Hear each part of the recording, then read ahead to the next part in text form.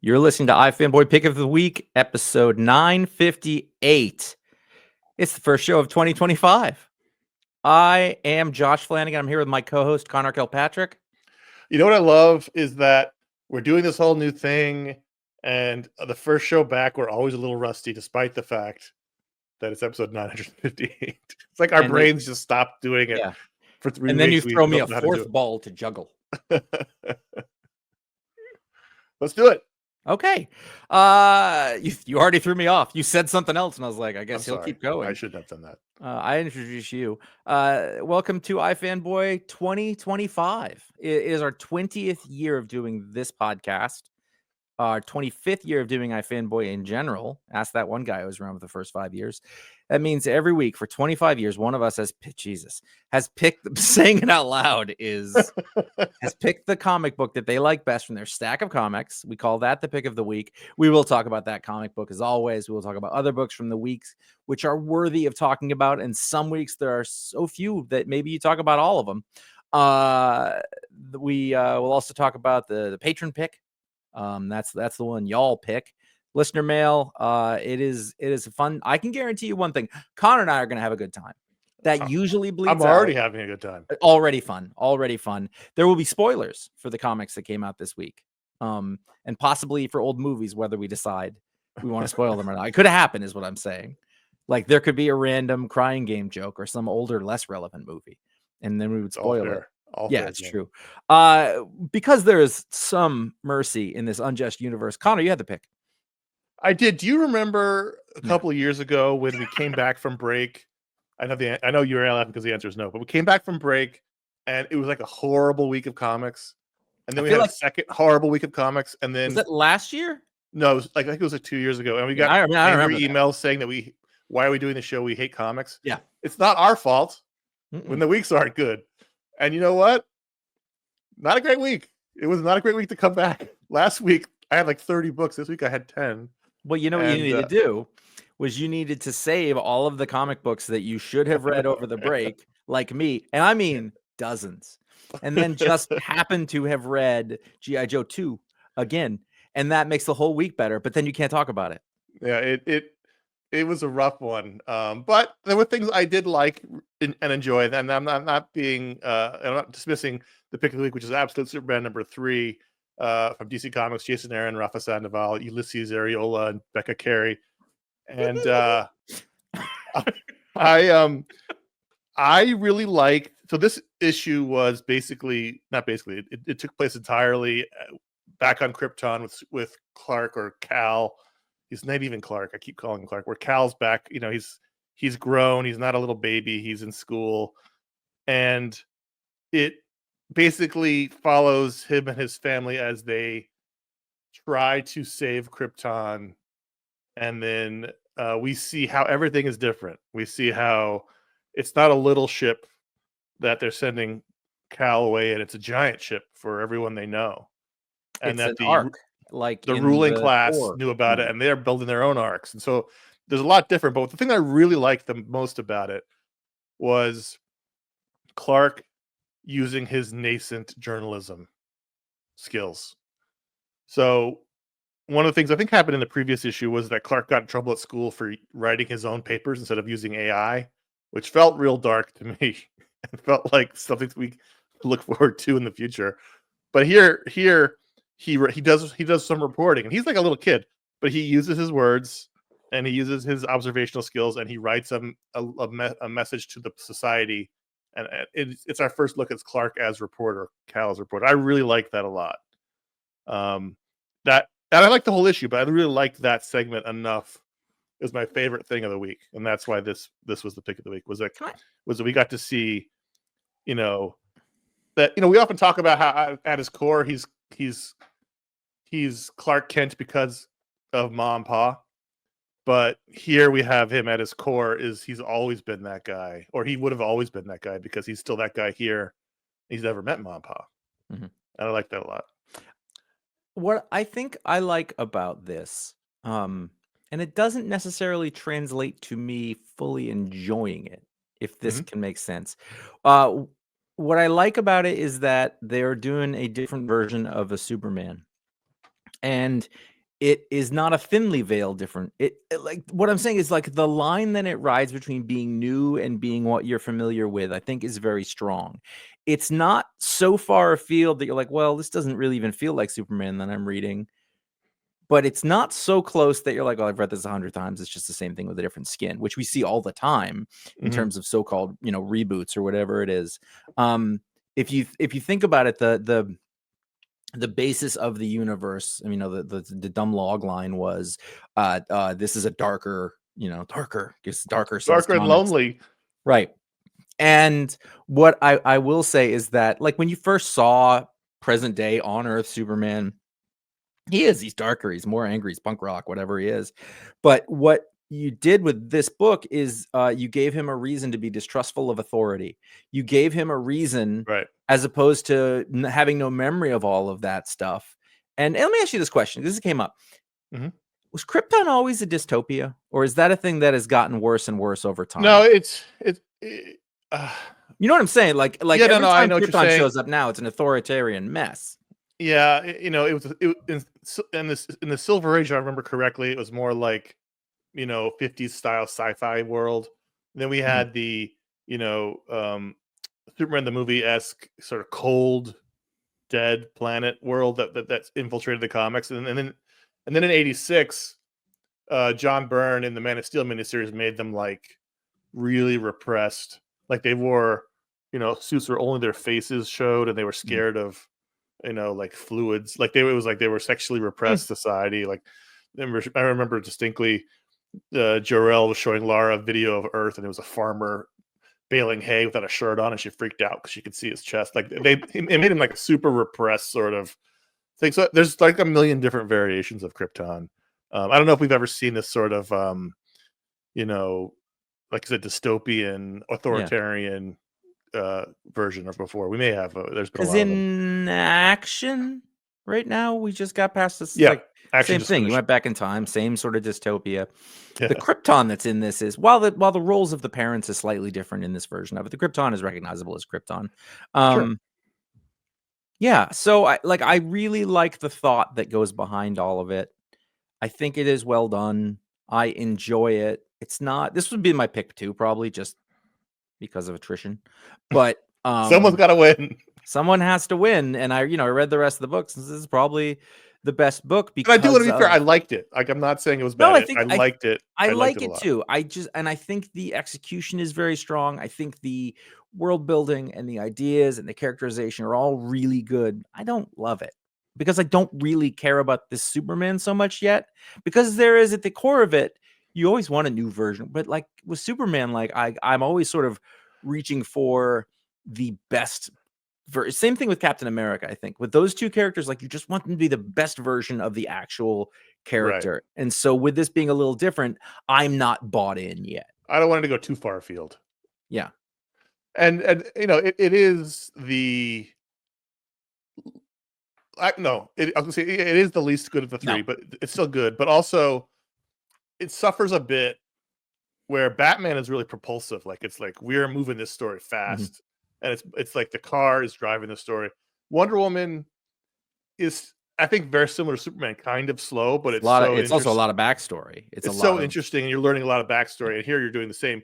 So I think Wonder Woman and Superman are both kind of moving slow compared to Batman, which is why I think a lot of people really like Batman. I know a lot of our listeners really like Wonder Woman. We also really like Wonder Woman, but I think Batman's speed really helps it, whereas the other two feel sometimes like they're moving slowly in the mud a little bit. I also think that the artistic style in Batman is unique enough and fresh enough, and like his design it really sort of contributes to that excitement about it. It is not like, this art is great. It's Rafa Sandoval, but it could be regular Action Comics. Whereas the Batman book, you're like, this is not what you'd see in Detective. Special. Yeah. And so is Wonder Woman in a different way, in a totally different way, but yes. Yeah. Those are both like sort of prestige artists, but like fringe prestige artists. Whereas Rafael Sandoval, he could do X-Men. He's a hard worker. It's great. When I say Well, he I could do X-Men, that's a top of the game thing, but it yeah, also implies a certain mainstreaminess, or at least a sort of lineage to Jim Lee or whoever it is, in the style.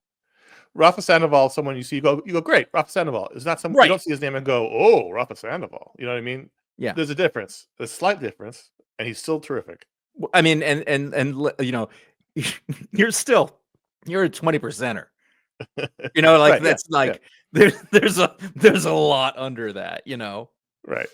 So I did think a bit about Batman 921 or 156 as the pick of the week, and it's funny because this is the final. I think there's 2 issues left of Chip Zdarsky's run, which I think we all have to be fair and say we were excited for based on his previous Batman stuff, and I think that the run itself didn't really work, even though I think it was pick of the week twice, but Once was Ryan. That doesn't count. once was Ryan. By the way, when you say we were excited, Well, we liked that yeah, book, the 12-issue miniseries we did, and we were like, he should write Batman. yeah. Then I they don't think announced I it, we ever were like, read an great. issue. And then it was like, it was fine. So the reason why I like this issue, first of all, should be noted that it's to Tony S. Daniel on this issue, and I believe the next one as well. No more Jorge Jimenez, which was the big draw for the book. And I kind of liked it because it almost felt like what I've been wanting out of Batman, which is just like Batman fighting his villains without the stakes being the whole world or his whole world. And so he's fighting Riddler and Mad Hatter, and we find out Jim Gordon didn't actually murder the mayor. He was under Mad Hatter's control. I mean, he did actually pull the trigger, but he was under the control of the Mad Hatter. That just happened in another book. The Court of Owls guys show up. He punches them real good, and then there's a big reveal at the end, and I actually really liked it. Is that there's been this other superhero around Gotham called Commander Star, who's like kind of like a play on Captain America, kind of that kind of thing. And he's been sanctioned by the government, or the city government. Turns out here he's actually KG Beast in disguise, because the whole thing is a Russian plot. I was like, okay, why not? Let's have the Russians try to take Batman down. They're kind of starting to be fair game again. All right, so it's kind of redeeming itself towards the end. Like it's big and wacky, but in a really good kind of fun way. And it feels very much like we're heading towards a reset, although we're heading actually towards Hush 2. So I don't know what that actually means, but Is that I enjoyed it. his signature at the bottom of that cover? Is that a massive signature? Yeah, that is. That's Yeah. some Tony S. Daniel John Hancock stuff going on there. Is that Tony Daniel's signature? I don't know. Is it? No, that's Jorge Jimenez's signature. Oh, yeah. Oh, okay, right. That makes it's a great drawing. Like the angle is great. The canted, the down angle, and then the canting, and then like his like the fabric is kind of like he's one of the best. I love him. I've been reading the book mostly. I mean, I would never stop reading this book because I'm crazy, but I've been enjoying reading it just because I get to look at his art. Do you remember when Tony S. Daniel was the writer of this book? He was the writer and artist. Was it this or Detective? I don't know. I think it was Detective. I get moved to Detective. Yeah, sure. Either way, I do remember that. How long ago do you think that was? I don't want to think about it. I know, like to me, like my instinct was like, what's that, like 6-7 years ago? And I feel like maybe it's more like 15, and I think that's a problem. So would you say you're optimistic or cautiously optimistic about the future of Batman? Well, like I said, it's Hush 2, so we're getting Jeff Loeb and Jim Lee. So I'm not a huge Hush fan. I didn't dislike Hush, but I wasn't a huge fan of it. Which I know is like sacrilege to a lot of like millennial comic fans, but it's fair. Why not? It can't be any worse than what we've had for the last 5 years. Is that just what this was? The story Hush? Was it within the books or was it its own miniseries? Yeah, it was within the books. Okay, yeah. Kind of like I remember it was supposed to be a big deal, and it didn't feel like it was a big deal, other than I was being told it was a big deal. No, I mean, you're not a fan of Jim Lee, so yeah, no, I know, but even like the story didn't really pack a punch behind it. I guess you can move on. I'll... Now let's talk about the Avengers 788 or 22, and what I really like about, and I've said this before, but I'll say it again. I like that Jed MacKay keeps working his characters into all of his books. You know, he's Uh, been writing Moonlight forever. He wrote Black Cat for like it felt like 4 years until it finally got canceled. And so here Black Cat shows up in a heist caper involving the Bendis Avengers. got to do it. Jessica Jones was in everything for a decade. Right. That's true. Did you like this issue? I liked it. I liked it more than I liked the last one because the last one was just the baseball. You really liked it, but it was just like more standing around. This one they took the idea of action by just going, now we're doing a heist movie. And like everybody in it was completely into this Ocean's 11 thing. And at one point they were like, somebody beat us to the score. I was like, not really criminals. But yeah, it was fun. And it was all in. Like they just went. Right. And like it was one of those things where if you look too closely, you're like, well, that's silly. Why would she be there? It was like, it doesn't matter. That is Marvel. That is what that's very much what I think that I first came to Jed McKay for. We think back to he had a Kang book at one point. You know, just kind of like throw a bunch of stuff in there and have fun. So as an Avengers book, I think it stood out. Great cover. I enjoyed it. Did you like the Fareed Karami art? I was back and forth on it. I have to go back and look at it. I liked it okay if I didn't look too hard at it. I think everyone was very like muscle bound, which is just clearly his style. Everyone's got real. No one in this book ever skips leg day. They've all got real big thighs. But I didn't think it was bad. It did a good job. It told the story well, but it was just a different style. They just can't get a break on an artist on Avengers. It's never the same artist. There's no consistent visual style to the book. I think I like it because it's consistent. Everybody's a little more heavy. And that I don't mean that in a bad way. I don't mean that they look overweight or whatever, but like, you know, Storm's a big leg woman here. And I don't think that's a problem because, you know, these are like super strong, heavy people. And, you know, like there's a very long tradition of drawing superheroes in that, you know, super muscular. And we sort of got away from it as we get into realism. But I mean, like, I hadn't even really noticed that, but I really do like the energy and detail in this book. I thought it was, yeah, I actually really did like it. Now that I think about it, looking through it, like every page is jam packed. And like, I really also liked the device of being in the present and then flashing back to the past as they discuss the thing they're going. I mean, it's very much like Ocean's 11. Like it's cleverly paced while not horribly original. It's extremely well executed. Why is I don't even remember what they're stealing, but it doesn't really matter. It's Kang's notes or something like that. And then then there were cool things. Like I like go ahead. The Vision scanning the room, and behind him you saw all of the ID cards of people he's scanning. Like there were a lot of cool visual devices.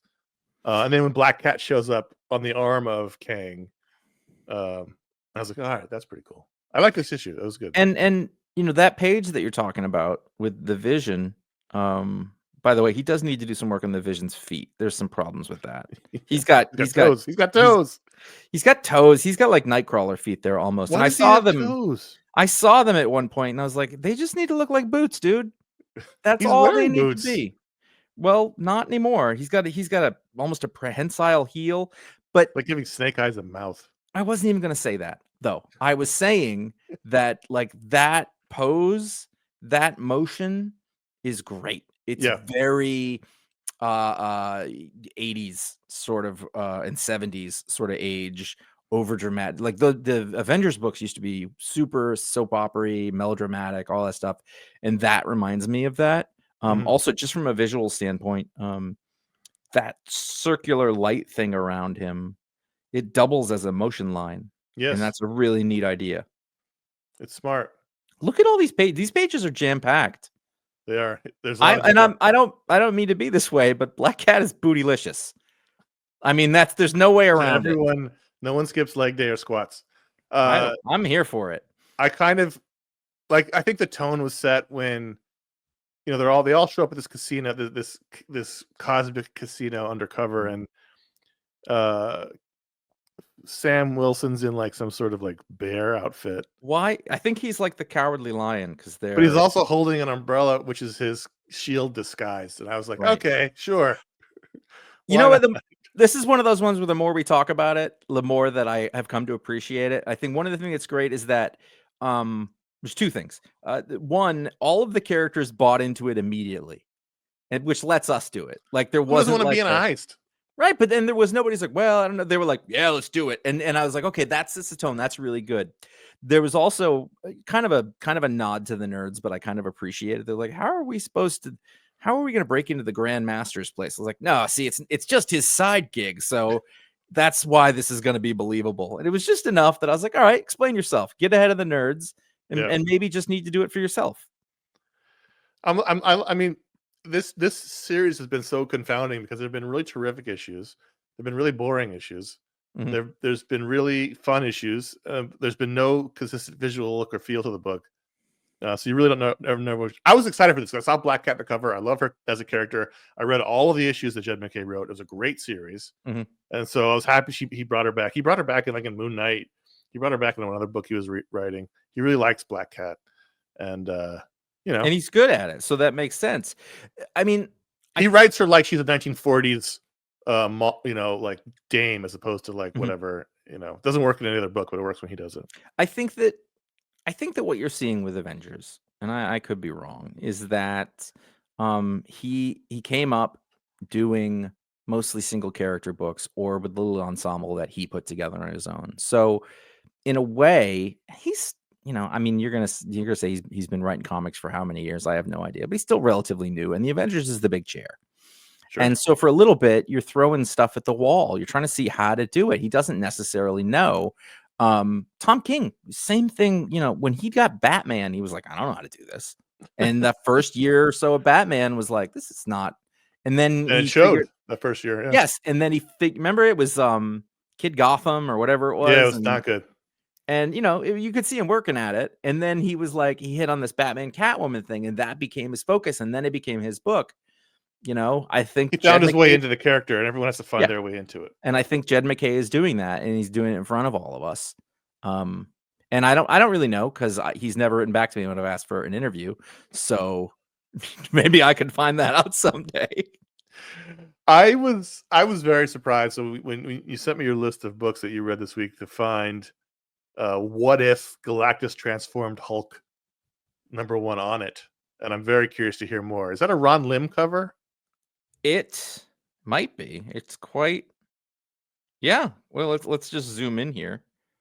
Yeah, unless Looks there's like it. Yeah. a Ron Jim out there. Ooh, Ron Jim. Yeah. Good old Ron Jim. I love down Ron from- Jim. He's unappreciated from. So I'm attracted by the idea of something like a what if comic. I think I love what ifs. I want every what if to be good, and in a way, I'm willing to give most of them a chance on even the slightest pretense. And so, and also, I didn't read a lot of books this week, so it wasn't hard to add it in. But like it also wasn't hard. Like I was fine with it. I don't even know. The first thing I check on a book, and I'm sorry, the first thing I check on a book is who wrote it. After I like, and I don't know. It says who we got here. Matt Matt Groom. You ever heard of that person? Nope. I didn't care though. It's a what if book. Got a big old Galactus helmet on the front. Sure, let's give it a shot. I think I missed this because the last what if book I read was that Disney one, right? What if Donald Duck was, Ant-Man or whatever it was, and didn't like it. And so when I saw it on the list, I saw what if Galactus transformed. I didn't see the rest of the title. I just figured it was going to be like Mickey Mouse. So I just went and ran. I've always loved what if books. I should have probably read this book. You told me I missed out. It was fine. Like from a story standpoint, I actually wasn't quite sure because I didn't understand what the title meant. What if Galactus transformed Hulk? Right. And it sort of indicates that he's sort of like a Silver Surfer. But that's the cover looks like. Yeah, but inside it's sort of like, it didn't actually occur to me what that was. I just thought, the thing is, like the real thing, the real story, the real what if is what if Hulk was Galactus's herald. That's what it should have been. And I think there's a series of them. The title should just say it. What if the Hulk was Galactus Herald? But there's a series of them using the word transformed. They probably got some like Disney logistics with like, use the word Transformers. We don't have that. Just figure out a way.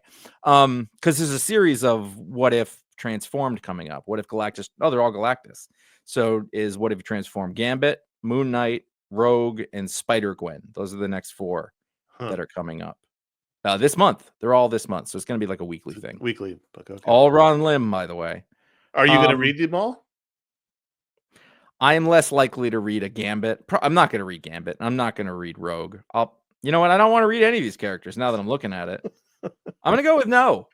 Just because like I think this if I'm you, I'd check this out. It's kind of like the conceit makes sense. The art as Lan Medina, it's great. The art's fantastic. The coloring is good. Yeah. Coloring by Juancho Velez is also really good. Like the very first page of it has sort of this great, not the first page. It's where is it? It's just a great sort of shadow of it's the first page after the titles. It's like a shadow of the Galactus head in the. Let's see. Oh, you changed the code. Yes, I did. Like there you go. I see it. Yep. Yeah. Yep. But it's very like watercolory and brushy. It's fun. I don't regret reading it. It was fun. But those other characters are not exciting to me. No. So I also have a real problem with the grammar if it was of these different. titles. Well, sure, but that's whatever. Like what if ? It's supposed to be what if ... Galactus transform Hulk ? There shouldn't be 2 question marks. Branding. You can't have your. Yeah, I know. What if? Annoying. I hear you. As a kid, though, I read those what if comics over and over and over again. I probably read that what if Captain America became president book 100 times. Mm-hmm. We'd all been better off. I know that much. I don't want to get political. What Spider-Man was finessing for. I read that one a ton of times. That was a great series. Mm-hmm. Hey, quick break here to talk about how you can help support iFanboy. Our various shows. We're back. We've back from our break. We're all juiced up, ready to go for our big anniversary year, and we are listener supported. We are not part of a podcast network. We are not celebrities who are podcasting on the side. We are not, which is a travesty. We tried, didn't work. True. So we are supported by our listeners, our viewers. We know you're not viewers, all of you. Some of you they're are viewers. And here's how you can direct support us. You could. There could be some. You can direct support us at patreon.com/iFanboy. By going there, becoming a member, you directly support the show. You become part of a great community on Discord and Facebook. You get the vote of the Patron Pick. You get a Patron Power live on the show. You get to join the monthly Patron Hangout.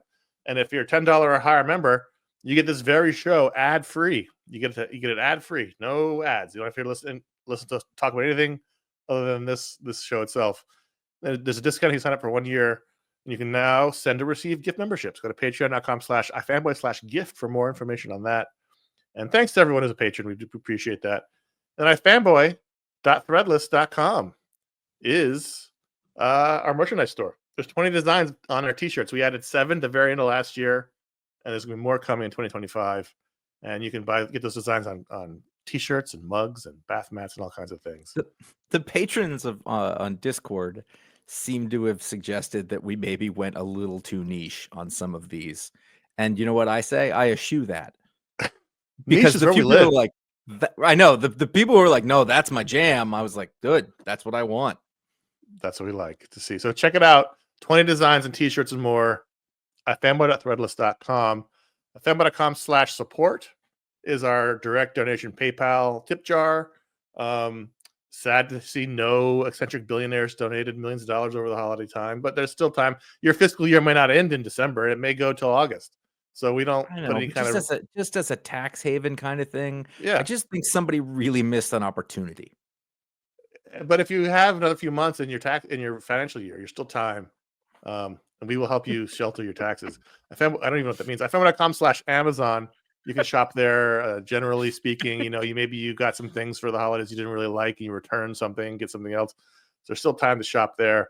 And also you can find our links to our Book Split books as well. Bookshop.org is our partner for celebrating and supporting independent bookstores. You help them out. You'll find those links on our Book Split posts. Click there, buy through them, and an independent bookstore will supply your book, and it'll be great, and everyone will be happy. And thanks to everyone who does that. We appreciate it. Like we said at the end of last year, we wouldn't be here without you. Thank you very much. Let's continue the cavalcade of books. continues. The Ultimates number 8. Dennis Camp and Juan Frigeri.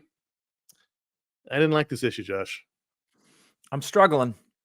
I really like the hold last on two. here. I like the last two a lot. I didn't like this one. I don't think it's bad, but I don't know that I really like it. I am very just like all these books. I'm really curious. I like Ultimate Spider-Man, but with this book, I don't know what it. I don't really understand the maker stuff. I mean, like I get who he is and the threat or whatever. Right. And we're moving towards it.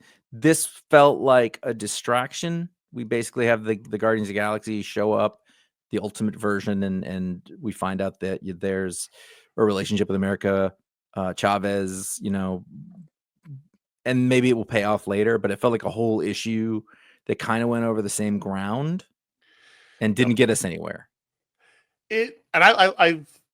I've liked more issues of this than I've not liked them. I think Dennis Camp is an interesting new talent in the comics world. Very good for a name. I don't know. This book felt like someone doing a Jonathan Hickman impression, doing a Warren Ellis impression. I am constantly checking to see if this book is Jonathan Hickman. I'm like, wait, who is this again? Because I think you're right. Warren Ellis thing. I can see it, but I wouldn't have thought of it necessarily. It's all the tough talking, big sciencey stuff that's at the heart of all of this. It's just there in the kernel of it, and then it's like Hickman, but it's not quite Hickman because no one else can really do Hickman but Hickman. And I just didn't really care. There was like a lot of like all these multiverse worlds are going to die unless you like. I don't. I have no context or care for any of that, and so I just want to get back to. I do like this crazy team they're building. I like that Jim Hammond's there.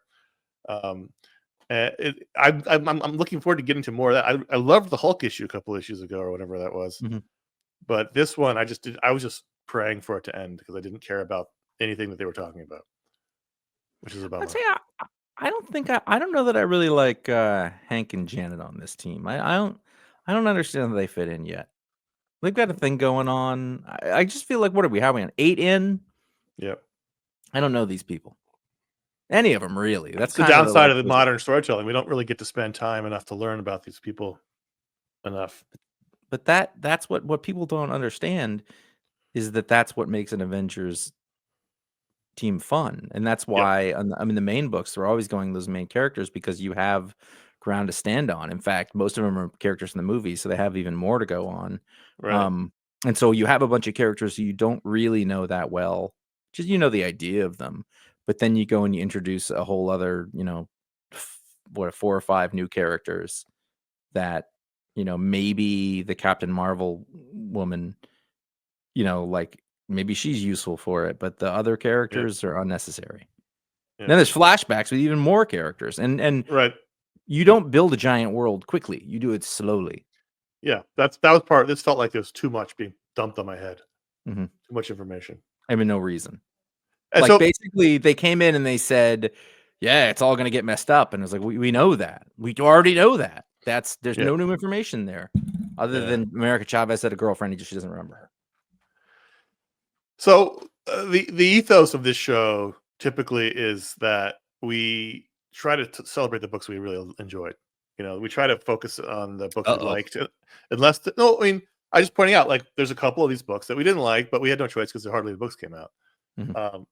JSA number 3, Jeff Lemire, Diego Orlatwigui. Orlategui? I like Orlatwigui. Orlatwigui. We should stop. Like the model. Yeah. I just don't know how to pronounce it, and I feel bad. So I noticed you're not reading this anymore. That's just totally fine. That may have been an oversight, but also that is a telling oversight. I read the first one at least, and I don't. I love JSA, and I want to love JSA, if that makes sense. You mean in general, or just this book? In general, I don't really love it as much as I don't love it. I don't think I really do love it, but I really want to love it. So I'm usually there to give it a chance. Does that make sense? You did read all those Jeff Johns, James Yeah, Robinson but books. sometimes you will read a property, you'll read a thing, and you'll really like that series, and then everything else you read in that property is not great, and you go, I don't think it was the characters I loved. It was the Right. way they were used, and nobody's done like I mean, going way back, your Paul Jenkins Inhumans. Like Right. I loved that series, and I was like, I love the Inhumans. But the fact is, I think I love that series because haven't been a lot of Inhumans books that I've been like, this is great. I'm struggling with. It feels like a missed opportunity. I think, obviously Jeff Lemire is a really good comic book writer, and he's done really good mainstream superhero stuff. But this story is so confusing. I don't understand. I feel like you have to start every new series with like a really straightforward adventure, so you really get a sense of what you're doing here. Like Mhm. I think of JLA in the '90s, Grant Morrison. Like it's this new team versus the Martian invaders. Like it was a very straightforward story that gave you a sense of the characters and the relationships and the stakes. This is so confusing. The JSA have been trapped in hell. You can see at the cover, Hawkman I is getting mean, tortured in hell, and when you tell me a book is confusing and it has Hawkman on the cover, that's a big red flag. yeah, and there's some thing here where they say he doesn't even know who he really is. And I went, oh, don't do that. Don't add another layer on the Just Hawkman. can He's we just know who Hawkman is and he knows who Hawkman is because he's Hawkman. He's an alien from a world where they're super warlike and have wings. the it's like you ever like it's like a if you ever like try to strip paint, there's like 15 layers of paint you're trying to Mhm, get through because they just keep painting over the wall. That's Hawkman. They just keep mhm. painting over the wall, and eventually you're just like, I can't even get to the wood anymore. There's too much I paint s here. I started to describe Hawkman just now, and I thought, "Wait a minute. This is pretty straightforward. Why is it?" And I was like, "Carter Hall, Egyptians." I was like, "Those things don't even have it." It's like saying, like it's like taking Adam Strange and Right. then adding on some other completely irrelevant backstory that he's flitting back and forth between for a mystery that no one could even solve if they wanted to now. Yeah, I mean, at one point he was basically Indiana Jones. He was Egyptian, Right. guy. Then they did the whole Thanagarian makeover, and now he's kind of everything at once, and it's all a mystery. But here it says a bunch of demons are carrying his body to their demon boss, Master Wotan, and they say, "Do you even know how many times we've met before, Winged Man?" Of course he doesn't. He's oblivious. He barely has a clue what he really is. And I was just like, "No, That's bad. stop."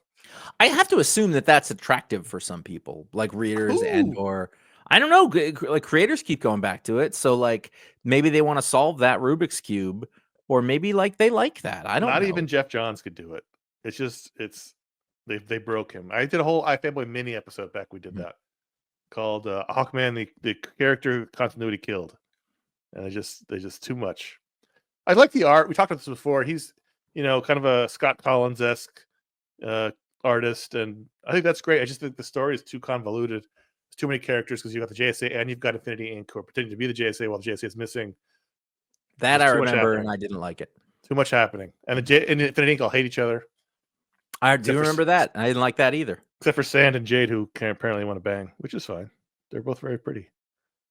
Um, so yeah, I'm just disappointed because I love the JSA so much, but I mean, the JSA, what you want, I mean, what I want to see, you're going to say JSA, it's in a great logo at the top. You want to yep. see the greatest generation coming together to defeat evil.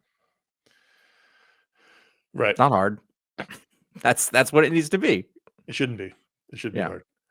Those are the books we want to talk about. Not a lot of books. Not a lot of books this week. But at patreon.com/iFanboy, every patron of the show gets to vote to add a book to the rundown. And this week, the winner, fairly easily, the winner, there was never a contest, was Justice League The Atom Project #1 from DC Comics. Written by Ryan Parrott and John Ridley, with art by Mike Perkins. Mike Perkins. And colors by Adrian Lucas, letters by Wes Abbott. This is a miniseries that includes Captain Atom, Ray Palmer, and Ryan Choi. So it's all the Atom characters.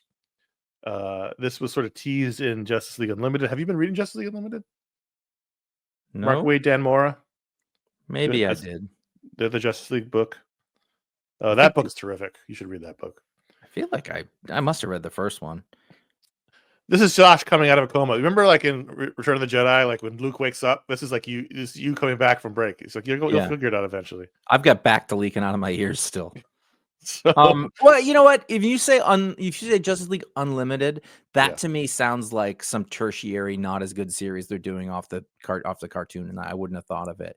Like, just call it Justice League, please. I must have read the first one. That is the Justice League book. That's the one tied into the Watchtower, questions book, and this book. They're all sort of tied into the family. I dropped off that one.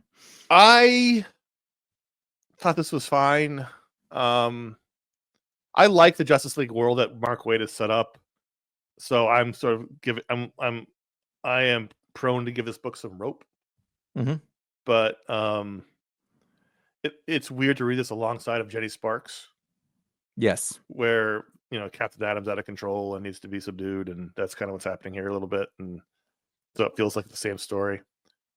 I like the Mike Perkins art. It's always weird and interesting, and it's weird and interesting here. I want to do an impression of me reading the book to you, though. Let me find the page. This is, where is it? Oh, here it goes. This is my impression. So, the whole conceit is that after the last event, the powers got all mixed up. Sometimes some of the powers went to random people, didn't go back to their original hosts, and so they're going out to try to find retrieve the powers, the atoms. They've got these big scientific devices, and there's this kid who's got, I guess, some of Captain Atom's power. And so Ray Palmer shows up with his device, and he says, "My name is Ray Palmer. I'm with Justice League." And I went, "What? This secret identity means nothing anymore. His name is the Atom. I'm the Atom." And then Ryan Choi shows up and says, "Hey, I'm Ryan Choi." And I was like, "No!" I literally did that out loud both times because I hate. So they're not publicly known people, because there's some of those. They shouldn't be publicly known people. I haven't read the Atom in a really long time, and I like the Atom. I do like the Atom. I really like the name. And so when I sort of put it together, I was like, oh, I see. It's Captain Atom and the Atoms.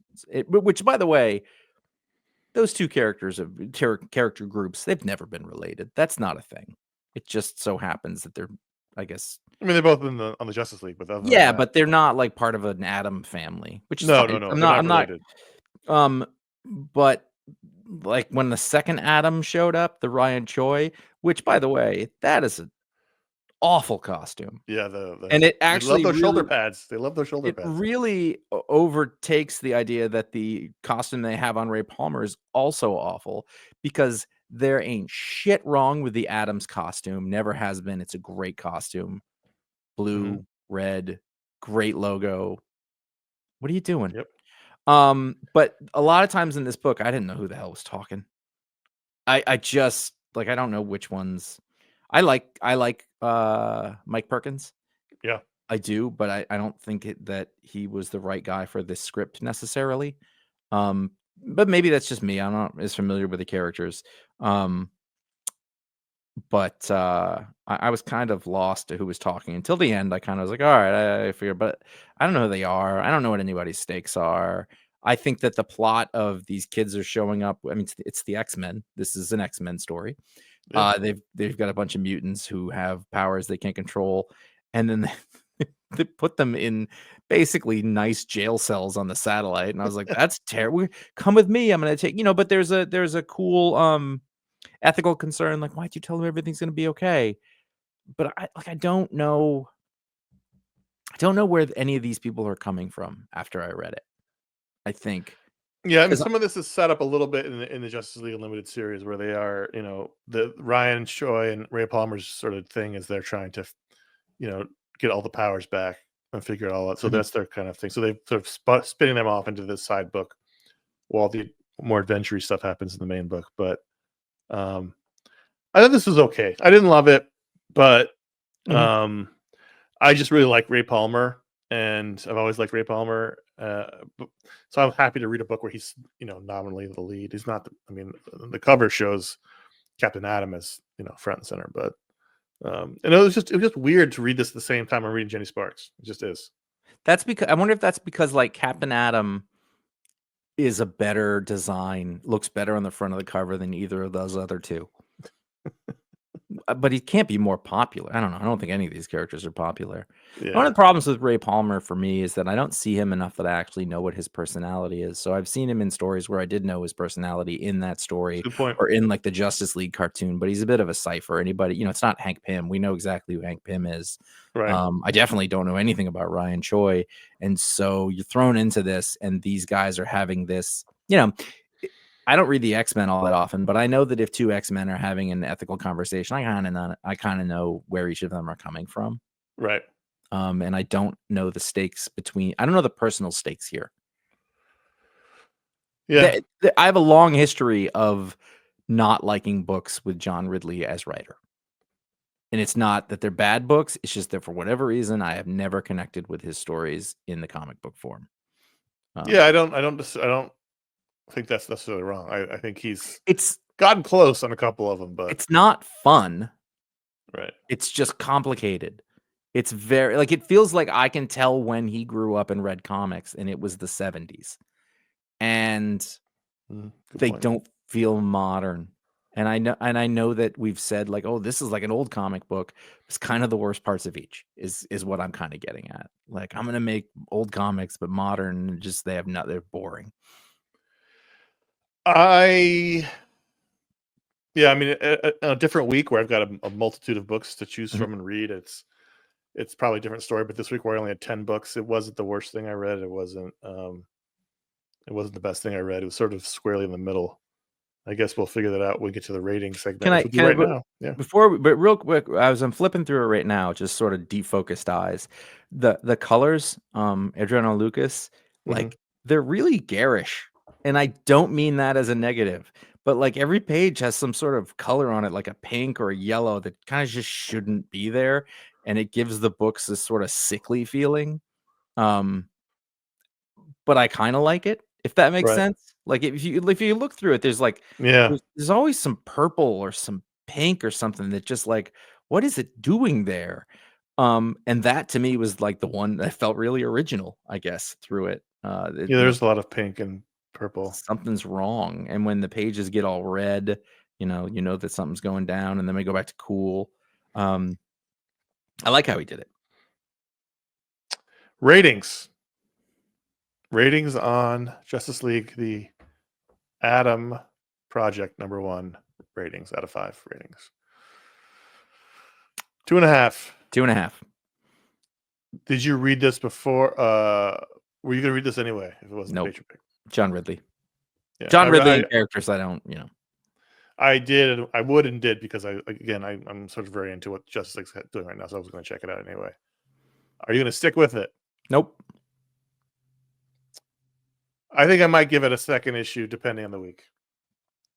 Depending on the week, I'm a little bit curious. This is one of those things where, like, if you're a Marvel person or a DC person, is going to come down to it. Whereas I am inherently a Marvel person.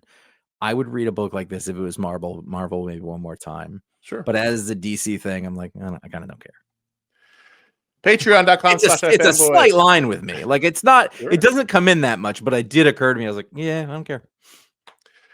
Patreon.com/iFanboy. Every page gets a book to the rundown. But if you give at the $5 or higher level, you're not really giving, you're getting. So if you're supporting at the $5 or higher level, you get a superpower live on the show. It's called the Patron Power. Sometimes dumb, sometimes awesome. We just don't guarantee anything. Although we do guarantee to say your name right eventually. No, I don't want to make that guarantee at all, actually. No, don't. What I just did a couple issues ago. So here's what happened. Josh, you want to take it or? Well, so our man Lance Owings got a power, but our man Lance Owings was the victim of my inattention to detail / fat fingers, and I just wrote down Ownings. Right. I don't know the difference. To be fair, I suffer from maladies. And so I own that or owe it. Thank you.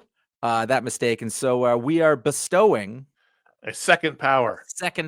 This is not, by the way, don't try to fool us by spelling your names wrong in the future and be like, oh, I get a new one. But we want to make it up to him. We owe him. We felt bad. So we are Yeah, absolutely. giving him a second power. I believe his last power was he couldn't get dirty. That's a me. Yeah, he can't be physically dirtied. That was his So he power. gets a Connor and a Josh. The question Yeah. is the old power, is that like misaddressed mail? Like you ordered something and it went to the Oh, it's wrong like the last address? issue. It went to the wrong Right. kid, and now the Captain Atom and the Atom are going to come find it. Mm-hmm. That's what you tied into the patron power, patron pick. Just good job. My power for Lance Owings, Lance C. Owings, not to be confused with Lance B. Owings. He's a jerk. Lance always knows if a thing means something or if it doesn't mean anything. So if you're making like a mashed potato mountain out of your dinner and you say, I think this means something, Lance would be like, it does mean something. You should go to that mountain. Or you could be like, hey, Lance, I found this piece of paper with this weird writing on it. Does this mean anything? And it doesn't mean anything. It doesn't mean anything. Meaningless. Just gibberish. Lance I mean, knows if a thing means a thing. from a historian's perspective, that would save an enormous amount of time, Right. I think. Also, does it Do work? these hieroglyphics mean anything, or is this guy just fucking around? No, it's just It that was does mean just he something. was sharpening his tool. But he doesn't necessarily know what it is that caused the thing, just that it means something or doesn't, right? It's Yeah. He not. just knows this means something. That doesn't mean What anything. about like in a personal sense? Like say that two people are trying to date and someone doesn't text back soon enough, and the one Yeah. person kids are really into that. Does this mean something? It doesn't mean anything. Right. He's just been busy. Yeah. No, Yeah. he was distracted by an Instagram video and then had to go to the bathroom where he And then he watched dropped his more phone. Instagram Yeah. videos. Lance will tell you if it means something, doesn't mean something. He can clear it up for you. Thanks for being a patron, Lance. That's amazing. Apologies for the last episode. That's but an now you got 2 upgrade. powers. That's an upgrade. Who's Patreon.com. that clean guy who understands everything? Super clean. And he sets you straight. Mhm. Thanks for being a patron at patreon.com/iFanboy. The $5 heart level, get your patron power live in the show. Now we'll do an audience question. This one comes in from Patrick K from North Carolina. Patrick says, I've been thinking about this question since last year when I found myself with some spare time and I was rereading Brubaker's Captain America. I found myself missing the old school S.H.I.E.L.D. agency run by Nick Fury. As you were reading your comics, is there anything that's been changed that you've been missing? I almost got all that right. As you've been reading your comics, is there anything that's been changed that you're missing? Patrick K from North Carolina. Boy, I hope you came with an answer because I'm thinking. Sure. I mean, I miss S.H.I.E.L.D. and Nick Fury. That's why I liked it when he showed up in the was it Ultimates or was it Ultimate Spider-Man? One of the Ultimate books, Nick Fury showed up. And the twist in the Ultimate Universe was he's back to being old Nick Fury. Mhm. I like that. I do think that was a very integral element to the Marvel Universe that has been put to the wayside because of movie reasons. I think that's a shame because I think that was a great part of the Marvel Universe. I love the outfits. I love the blue and white outfits. You know, the blue bodysuit with the white trimmings and boots. Like I thought that they were great design. I love the spy agency. I love Nick Fury. I think it's a big miss. I mean, obviously, I'll just say, I think Alfred's been gone long enough. Some cosmic being can snap their fingers and bring him back. I think that's a shame that he's still gone. I'm trying to think of things that are not subtractive, Mm-hmm. but I'm like, take all these characters away. There's like families of characters who don't need to be there. There's too many Spider-Man versions and spin-offs and Spider-Gwen and whatever. And it's not even those characters are Too many bad. Supermen. It's way too many Supermen. But I'm gonna this is where I started off, was with Hawkeye, but instead what I am gonna do is I hate everything that Hawkeye has been. I don't hate it. There's been fun stories in there. Fraction and Aja fucked it up completely by telling a brilliant comic book. But everything since Bendis, It's hard to complain, isn't it?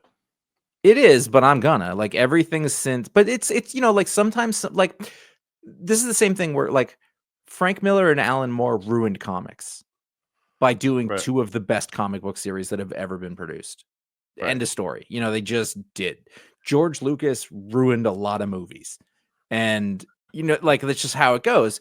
But Right. I would say everything since Bendis killed off Hawkeye, I want all of it gone. I want Hawkeye to just be Hawkeye. I don't Right. want him to be a middle-aged guy who's a cipher for every fucking 45-year-old comic book writer who has him, who isn't sure about himself, Whatever their but insecurities are. but Yeah. is also cocky. I Yeah. don't want his movie costume. You can modernize his suit, but stay in the suit. The You suit's know, not any more ridiculous than a million other suits that are being worn Mhm. in Marvel Comics right now. It's just so weird that they won't bring it and back. like I really like Kate Bishop. Don't call her Hawkeye. Call her a different thing. She's a great, I was going to say sidekick, but I don't think that that's fair. And it's sort of, No, but she's just like a great character. a great supporting character. She could be in her, but calling her Hawkeye, like even if she started out that way, then give her her own name. Like, I think they did that with Riri. Like she became Yeah. Ironheart. Like just It make her like just that.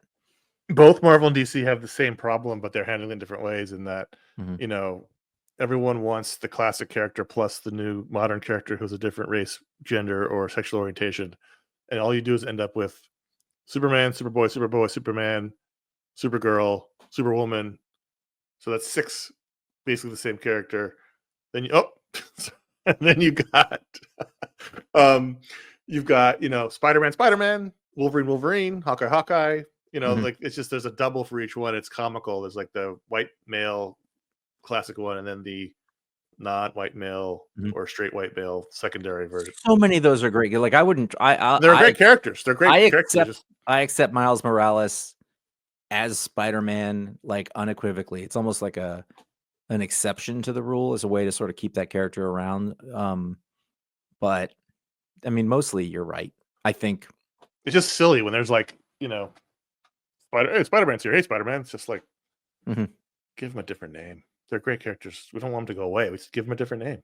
Yeah, yeah. They're not like they're selling books, Well, you know? and that's the kind of thing. Yeah, I guess that's true. But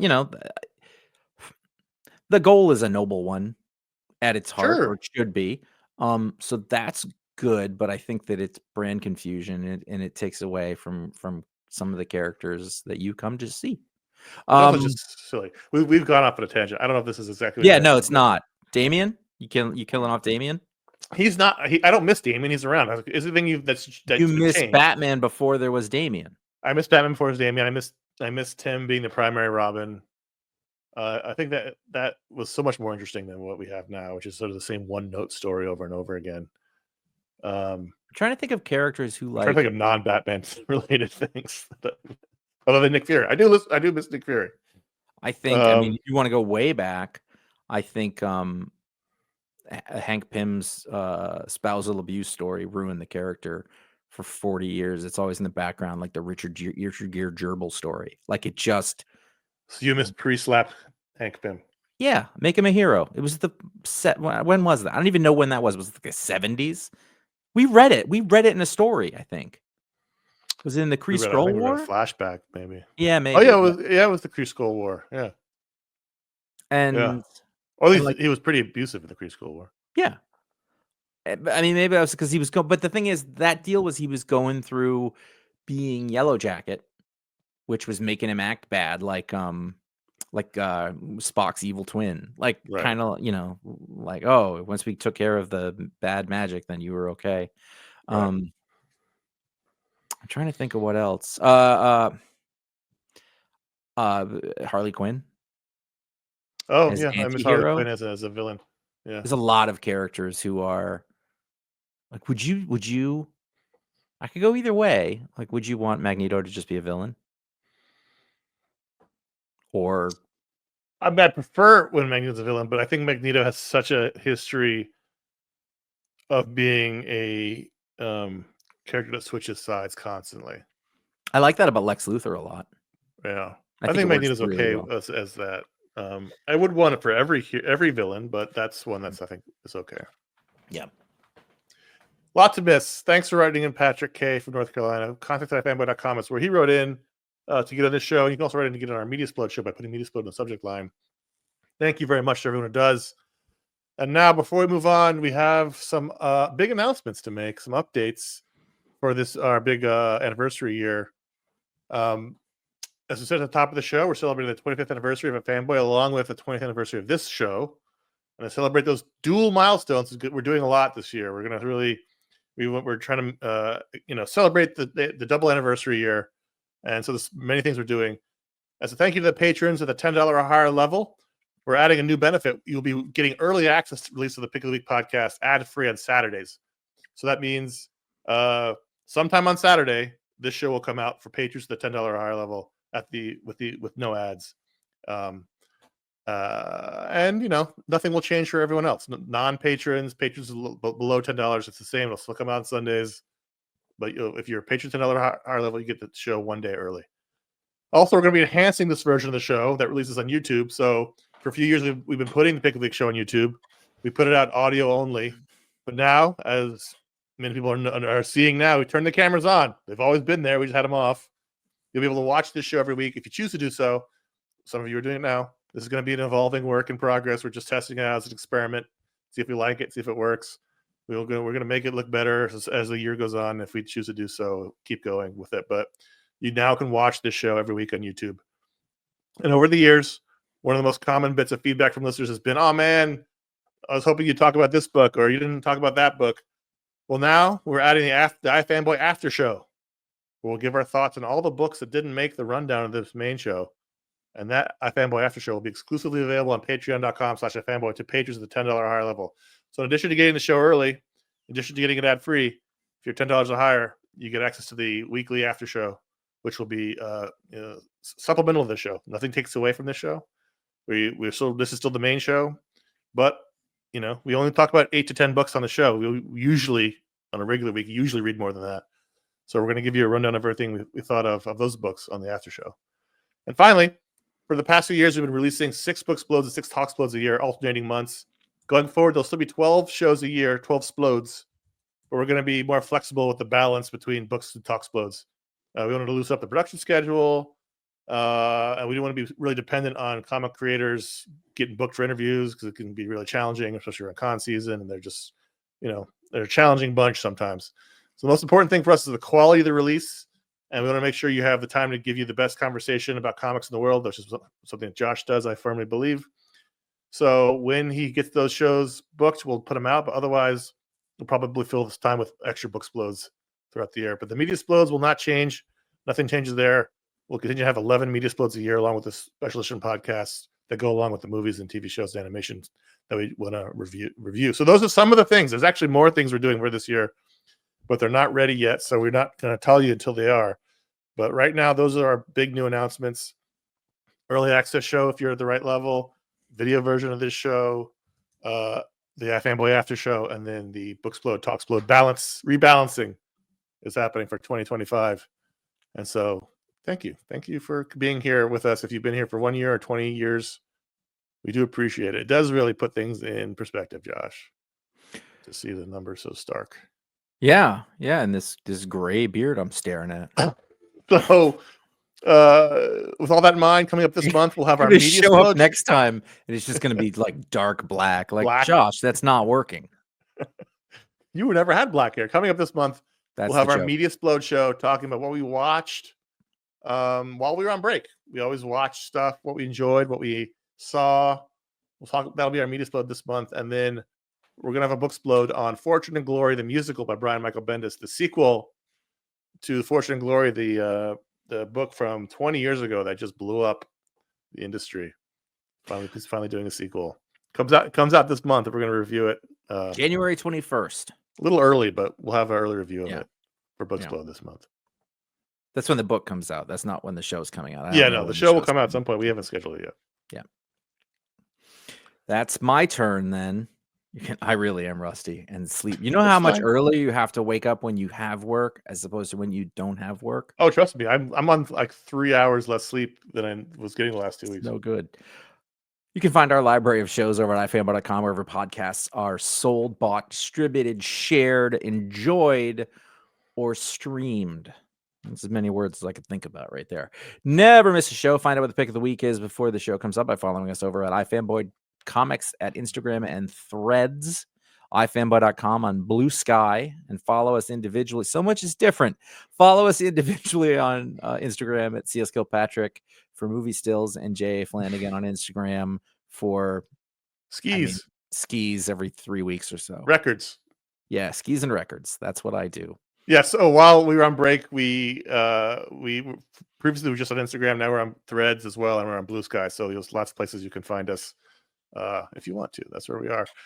Also, please consider writing a review or leaving a star rating on Apple Podcasts, Spotify, wherever you get your podcasts. If you're listening on Pocket Cast, you need to just be subscribed and have downloaded a few episodes before you can rate it. Subscribe to youtube.com/iFanboy, where you can watch the video version of this show, as well as find an archive of all of our old video shows that we did from 2007, 2012. And finally, you can join us for the iFanboy After Show exclusively on Patreon, where we will share our thoughts on all the other books we read this week that didn't make the rundown. That's at patreon.com/iFanboy for anyone with the $10 monthly tier and up. So we're going to get ready to do that show as soon as we finish here, which means we've got it in the books. We're kicking it off. 2025. It's done. Thanks for listening. Thanks for watching. My name's Connor. I am Josh. We will see you next week. Cheers. And not before at this point. Well, a little bit before with the people who are about to watch the after show. Fair.